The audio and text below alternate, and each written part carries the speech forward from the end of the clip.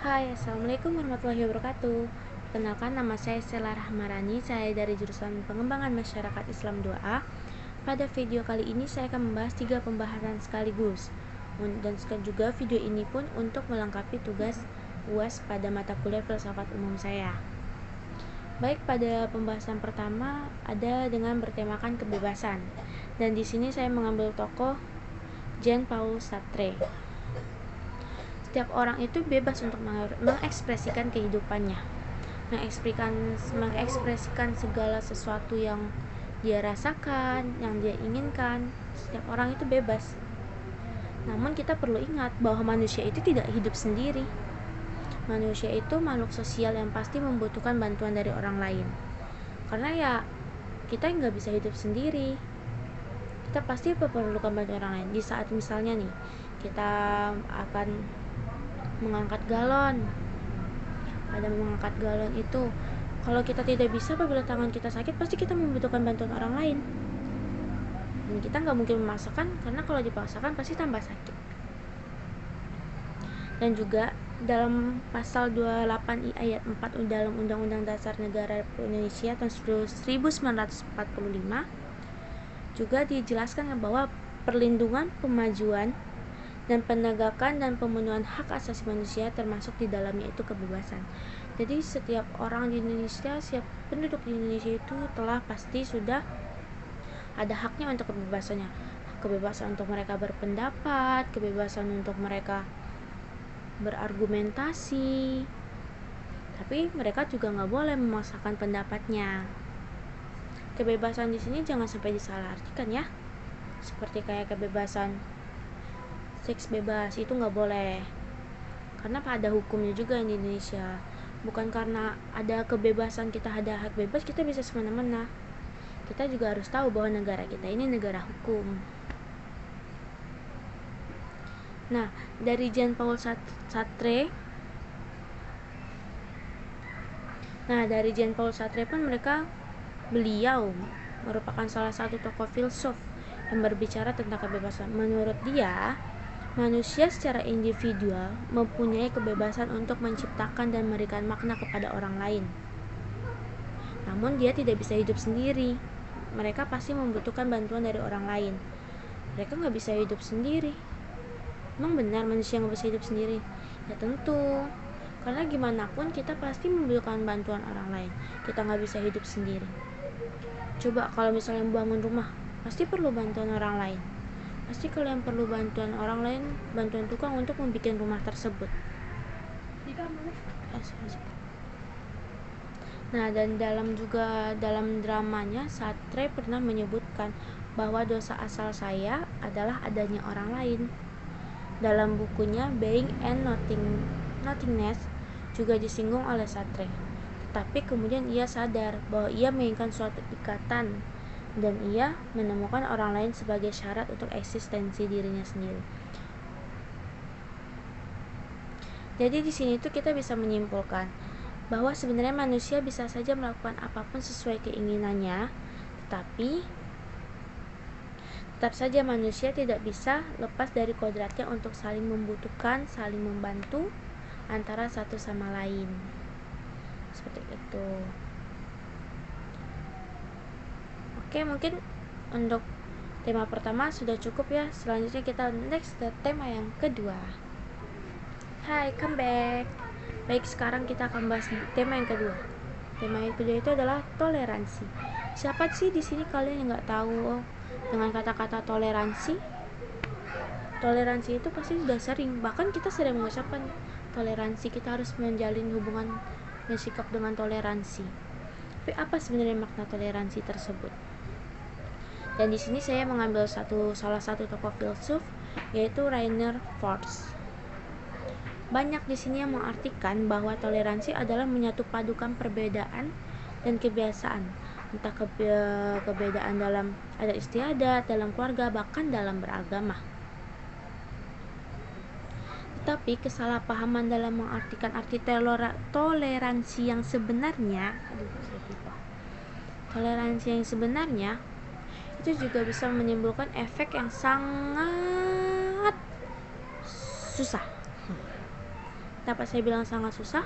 Ya karena apabila kita salah mengartikan, pasti kita juga akan bingung dong. Kita akan bertingkah, kita melakukan sesuatu hal, tapi padahal hal itu salah gitu. Toleransi itu yang seharusnya dipandang sebagai bentuk penghormatan akan martabat manusia, justru digunakan sebagai salah satu sarana untuk menyelewengkan keadilan. Kenapa menyelewengkan keadilan? Ya karena dengan toleransi, dengan alasan toleransi, keadilan itu bisa semena-mena. Orang mempunyai hak untuk mendapatkan keadilan, tetapi karena ada suatu masalah dan dia mengatasnamakan toleransi, dan orang tersebut jadi kena hukuman. Kan itu namanya menyelewengkan keadilan. Arti toleransi secara umum pun adalah menghargai perbedaan yang ada di antara kita manusia, baik perbedaan adat, istiadat, budaya, agama, ras, dan lain-lain. Sering sekali toleransi ini disalahgunakan oleh para oknum yang berada di Indonesia.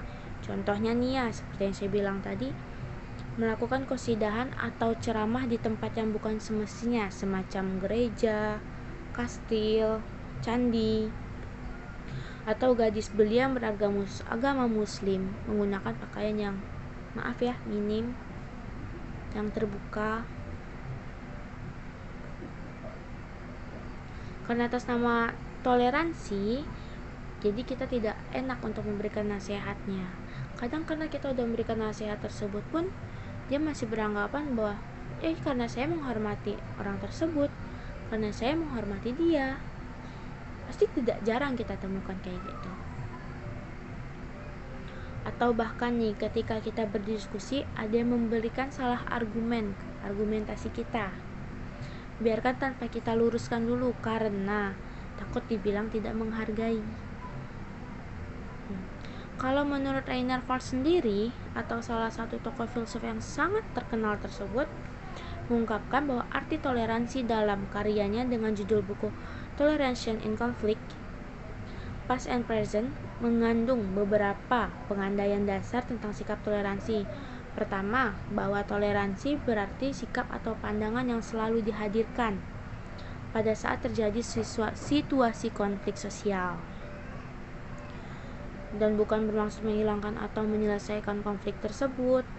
Tapi sikap toleran lebih menunjukkan ekspresinya untuk saling menghormati meskipun dalam suasana yang dipenuhi dengan banyaknya perbedaan yang ada terkait keyakinan, kepentingan, kebiasaan, bahkan perbedaan alamiah sekalipun. Di sini disimpulkan bahwa kita sebagai manusia tentunya harus tahu terlebih dahulu arti toleransi yang sebenarnya. Jangan sampai kita mensalahartikan toleransi tersebut ya, agar tidak terjadi kesalahpahaman untuk bekal hidup ke depannya, atau bahkan konflik sesama antar manusia. Jadi di sini itu kita harus, untuk melakukan sesuatu, kita harus tahu apa arti dari yang kita lakukan tersebut, apa arti yang dari kita ucapkan tersebut. Kita nggak boleh asal mengucapkan padahal kita tidak tahu artinya, karena itu dapat menimbulkan masalah yang bisa menjadi besar, dari kecil menjadi besar. Padahal cuma kata-kata, tapi bisa menimbulkan masalah yang wah gitu. Oke, baik, mungkin untuk tema ketiga cukup ya. Selanjutnya kita bahas ke tema kedua. Nah, oke, baik, mungkin untuk tema kedua cukup ya. Sekarang kita bahas ke tema ketiga. Next. Hai, come back. Oke guys, sekarang kita membahas tema yang ketiga, yaitu tentang keadilan, dengan tokoh John Rawls.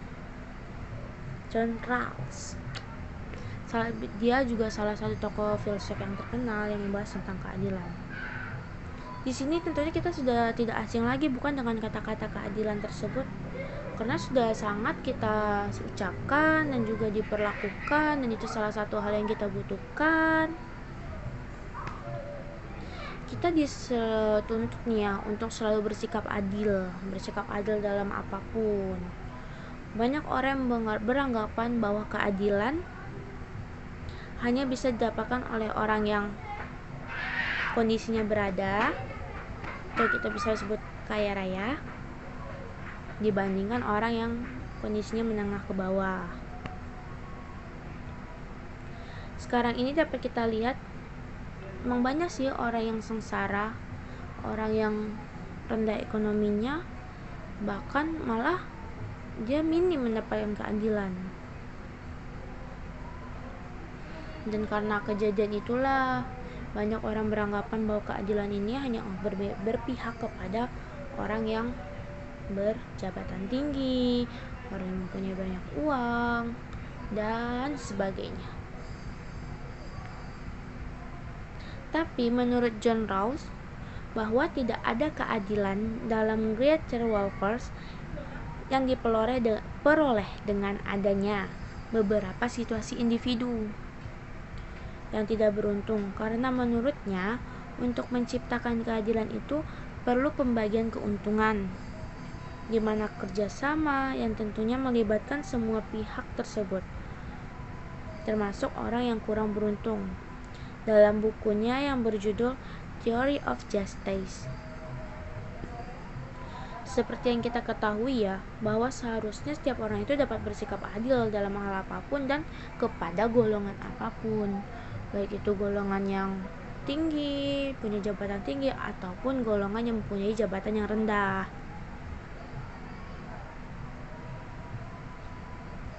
Nah, untuk itu pun kita bisa melihat dari beberapa aspek ya. Contohnya saja seperti aspek ekonomi, aspek sosial, aspek politik, hukum, budaya, dan lain-lain. Tetapi di negara kita ini sangat sulit ya untuk memperoleh keadilan, terkhususnya di bidang hukum. Banyak sekali contoh yang bisa kita ambil.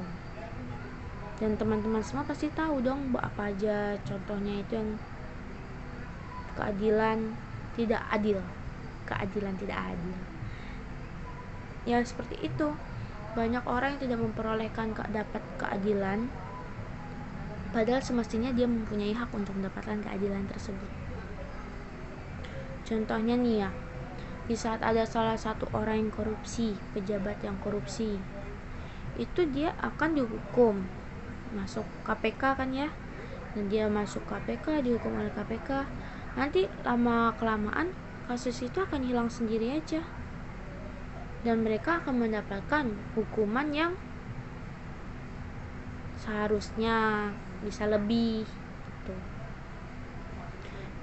Beda kayak ada kasus nenek-nenek yang mencuri kayu bakar, hanya sekayu bakar untuk dia makan, untuk dia masak gitu loh, untuk sebagai bahan bakar dia, karena dia memasaknya pakai kayu bakar, dan itu dia dihukum 2 tahun penjara, padahal cuma kayu bakar, dan konon katanya itu pun juga di lahan milik dia, dan posisinya situ dia juga nenek-nenek gitu loh. Kan kita juga nggak mikir aja ya, kenapa juga ada orang yang tega melaporkan hal tersebut, padahal ya hanya sebuah kayu bakar gitu. Contohnya berikutnya itu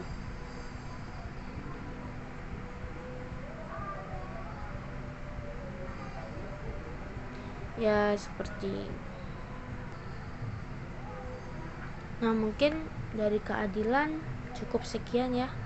Yang pastinya kita harus selalu usaha untuk bersikap adil, walaupun sekecil apapun itu, yang penting kita harus adil. Membagi makanan pun kita harus adil, gak boleh enggak. Oke. Nah mungkin cukup sekian ya video yang dapat saya sampaikan. Next saya akan membuat video yang lain, mungkin untuk video tentang kebebasan, toleransi, dan keadilan ini udah cukup.